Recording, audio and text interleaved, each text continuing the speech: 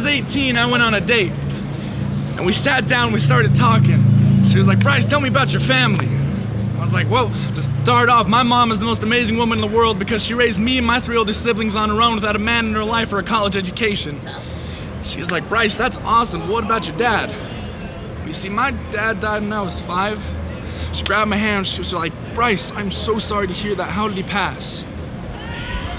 Does anyone here understand how annoying that question is? Like, is it absolutely essential to your core being that you understand how the person who was genetically inclined to love me more than anyone else on the face of the planet died when I was 5? Like, trust me, if my father died in Iraq fighting a war that wasn't his own, I would tell you about it, especially coming from a state like Utah. If my father died from colon cancer, I would tell you how I was becoming a doctor so I could find the cure, but no. My father's way of death is the absolute taboo of death, the so-called coward's way out. Which in my eyes, just about the most fucked up thing you can say about someone who decided to end their own life. So don't you dare try to patronize my father when only 7 people have read his last 4 pages and you were not one of them.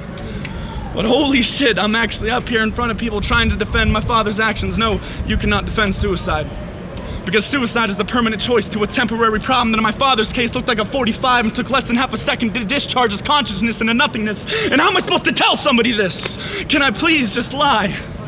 Well, you don't need to feel ashamed of your father's actions, Bryce, some people say. Well, I am ashamed. Well, my friends have their dads teaching them how to talk to girls or work on cars or go to their wrestling matches and their choir concerts. At least my siblings have memories of some of these things. Christ, it was 13 days after my 5th birthday that I became half an orphan, not by my own choice. And now I go into August every year trying to watch home videos in his memory, and I feel like a bastard because I don't even recognize his voice. And I'm still so mad and sad and helpless. I honestly wish I could feel just a little bit less. It's like I have this emptiness inside of my chest, and it's because my heart was torn out before I was old enough to even know how to use it. So maybe this feeling is just this giant gaping hole healing. And I'm sitting there on this date, so terrified to tell this girl what's going on in my mind, because the last thing I want is the conversation to escalate and have to tell her that when I was 16, I attempted to follow in my father's footsteps. She grabbed my hand and she said, Bryce, I am so sorry to hear that. How did he pass? Well, you see, he had colon cancer. We just caught it too late. But hey, I don't want to bring down this conversation. What's your favorite color? Blue? Hey, me too.